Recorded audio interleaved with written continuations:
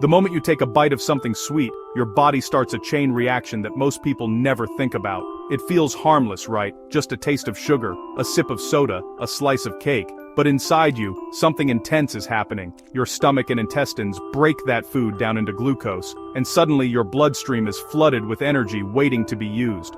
For a healthy body, this is a smooth, almost elegant process. But if you have diabetes, that same bite of sugar can turn into total chaos. And once you understand what really happens after that sugar hits your system, you'll never look at food the same way again.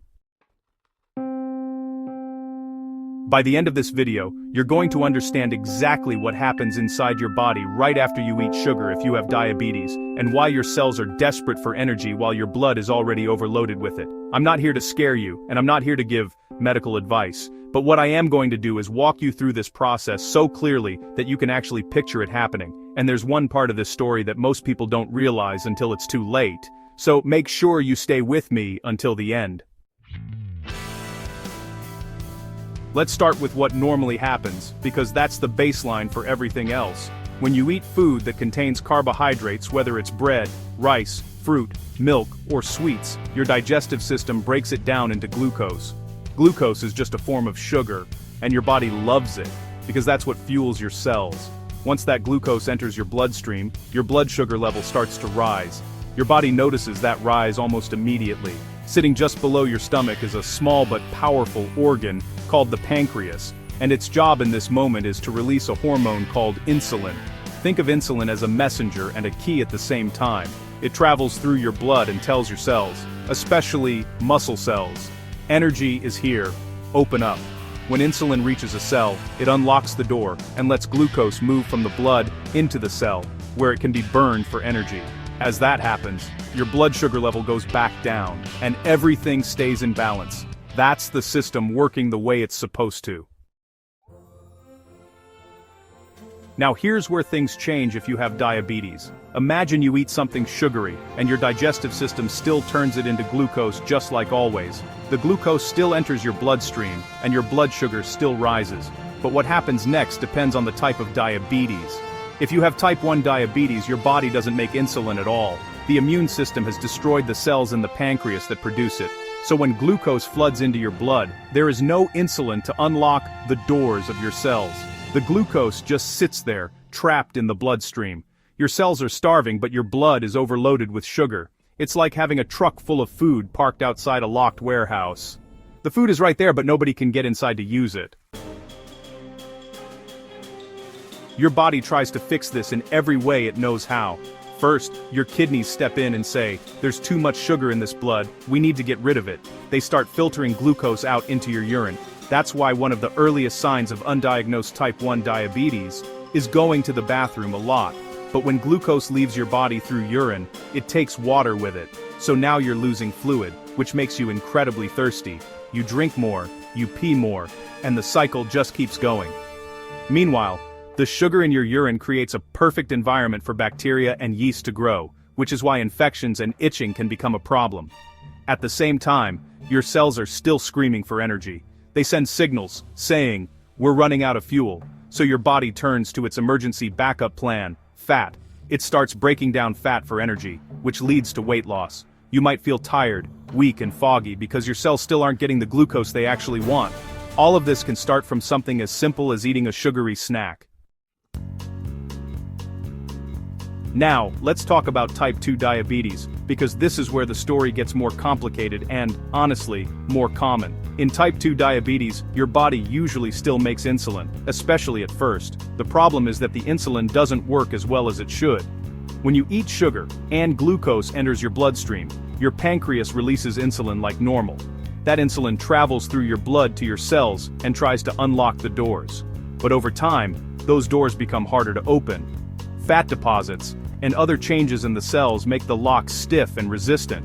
The insulin is there, but it can't do its job properly, so glucose starts to build up in the blood again, even though insulin is present.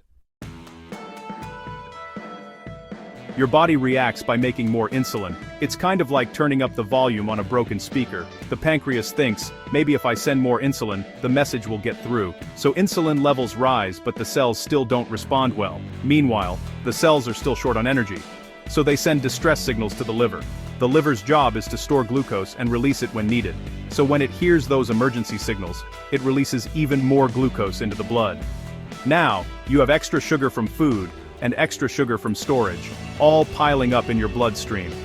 Blood sugar levels climb higher and higher, and insulin levels climb right along with them.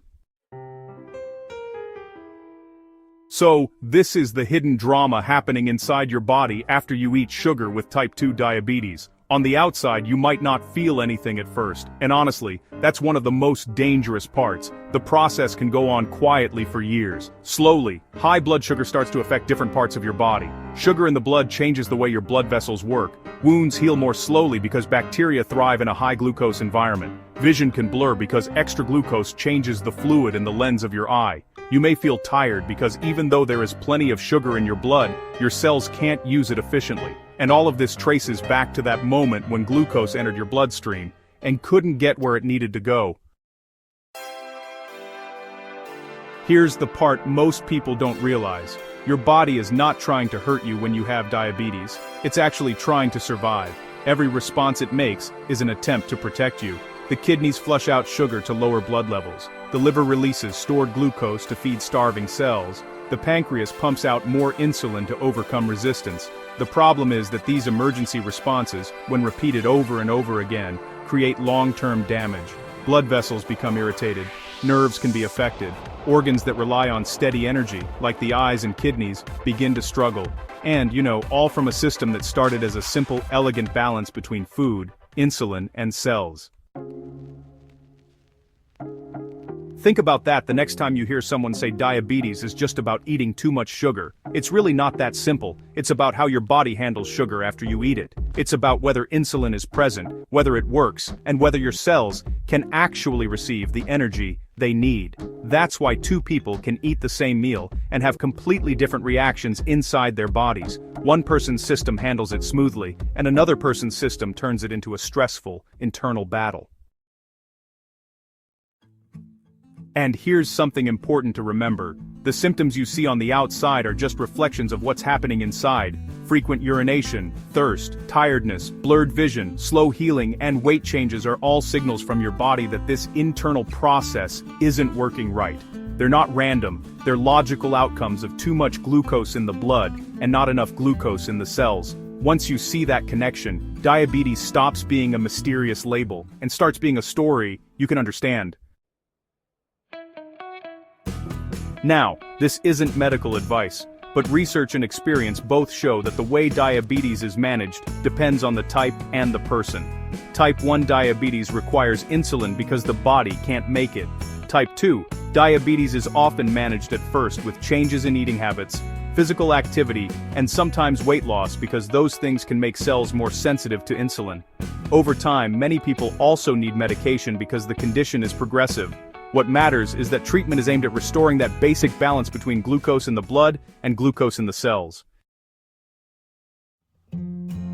So, the next time you see sugar on your plate, just remember the journey it's about to take. It's going to be broken down into glucose, then enter your bloodstream, and it's going to look for a way into your cells. Whether it actually succeeds or fails really depends on insulin and just how well your cells respond to it. For someone without diabetes, that journey is usually smooth and quiet, but for someone with diabetes it can actually turn into a traffic jam of sugar in the blood and hunger inside the cells.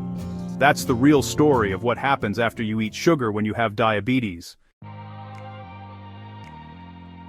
And if this explanation just helped you finally understand what's actually going on inside the body, you're exactly the kind of person this channel is made for. This is just one piece of a much bigger picture about how the body works, and honestly, why small daily choices can have such big effects over time. Every week I break down complex health topics into clear human stories that actually make sense, so you don't just hear the facts, you really understand them.